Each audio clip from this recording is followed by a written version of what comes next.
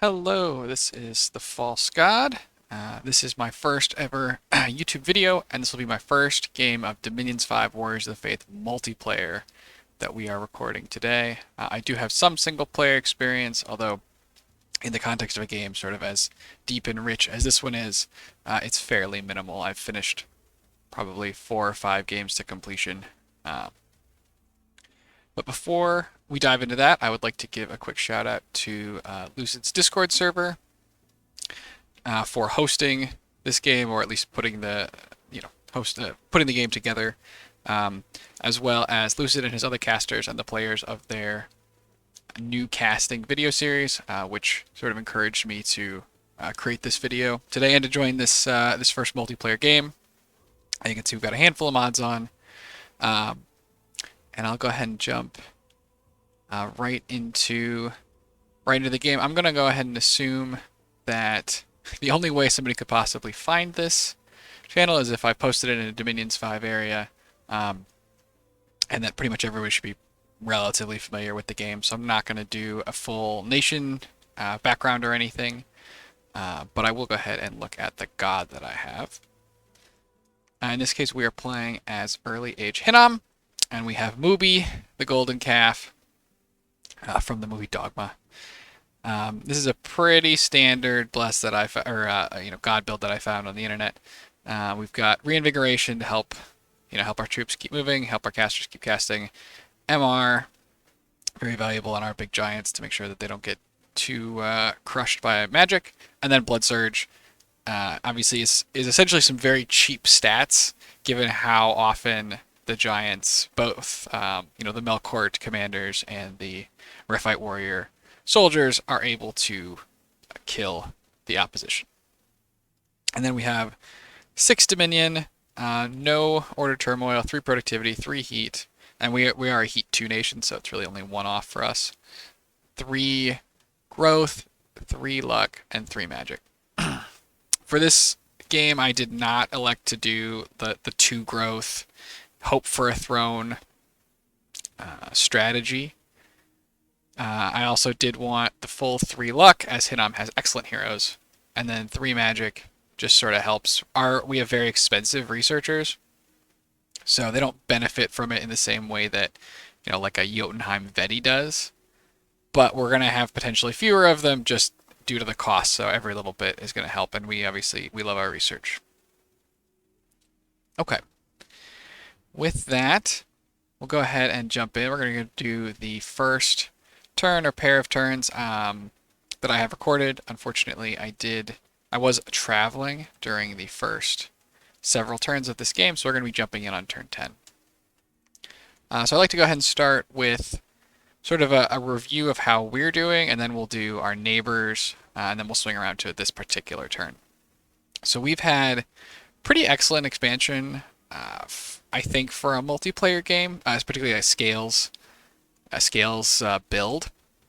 In a single player game, I would expect to do much better, but between other players sort of showing up early on the border and not choosing to pursue into other players' territory to try and not piss everybody off, definitely a little bit slower than in a single player game. But still, I think it's gone quite well.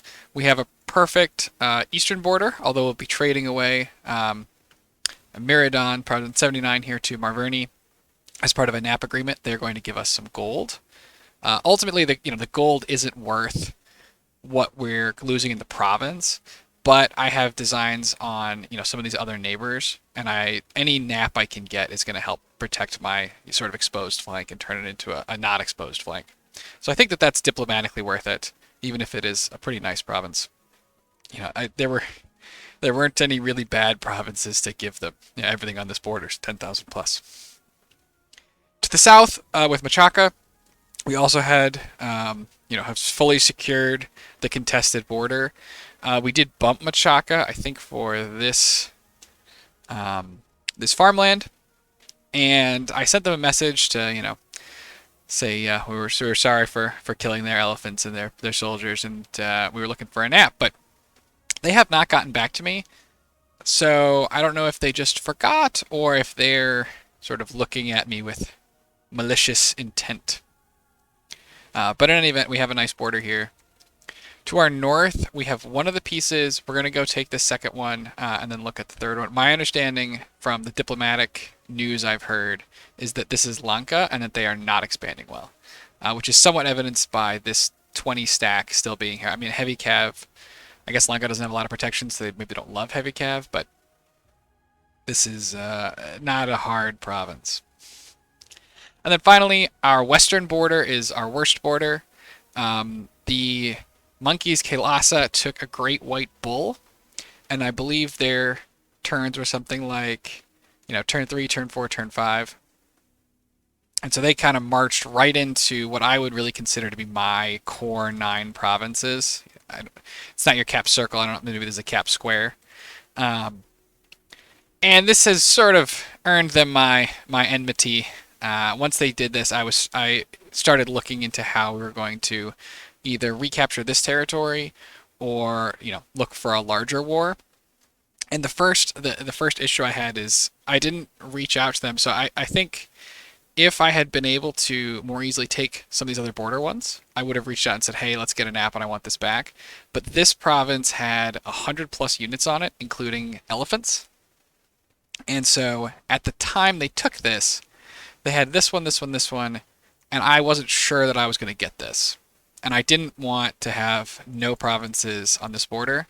And then once I got this, it was already a little bit later, and I decided that I'd already talked to this up here is Famoria, and this down here is Sarmatia, and we've made an alliance to go and kill the monkeys. So at that point, I just decided that there was no point trying to negotiate, and I would just take this back as part of the war. This province was hilarious. The 100+, mostly slingers, 3 elephants. They had the most elephant response ever. They got hit with 1 javelin, I believe, and routed, and we took it lossless, which was always highly amusing. So ultimately the diplomatic situation is solid border over here, weak northern neighbor. This one's sort of a wild card to our south, and then this is our first war target, and we have allies already. I don't know how this little bit of dominion gets over here. I assume it must be some kind of an event, but it's highly amusing. It's 7 away from my from my capital, or 6 away or something. 1, 2, 3, 4. All right, it's only 5 away. Still, I'm not sure how it got here. It also appears to be a terrible province from population anyway.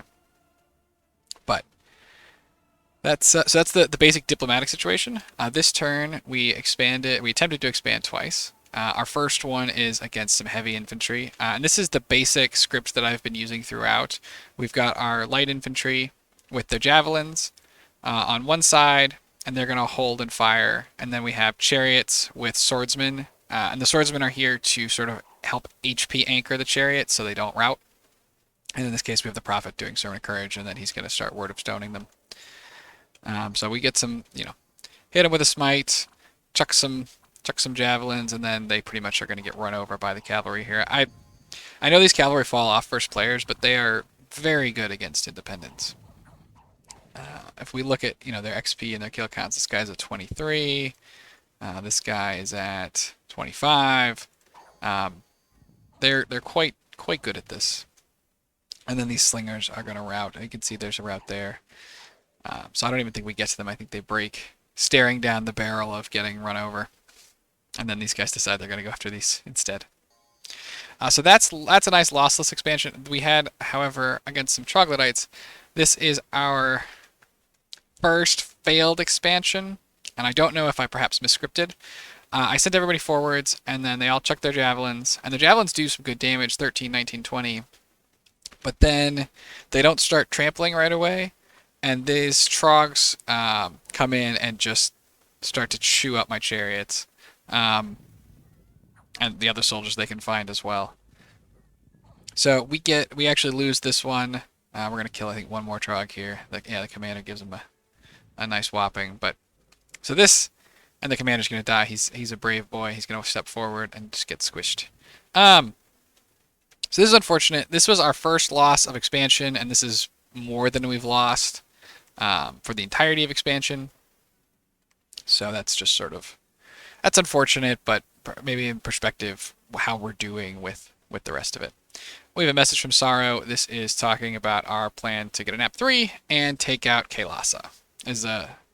We're sort of in the negotiations still at this point, and we do have more negotiations are going to be on Discord, so we won't see the in-game messages. But they noted that the Great White Bull has been collecting afflictions like a grandmother collects stamps. So that's funny.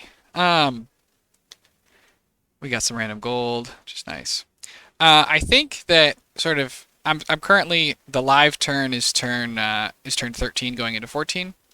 And I think while as I'm sitting there and looking back, that I've definitely made a handful of errors. The first is that I once again forgot, as I do in single player, that these guys only cost one recruitment point, as do of course the scouts. And I think I spent 2 turns where I only made one of these instead of making 2 of them, so I lost a mage turn.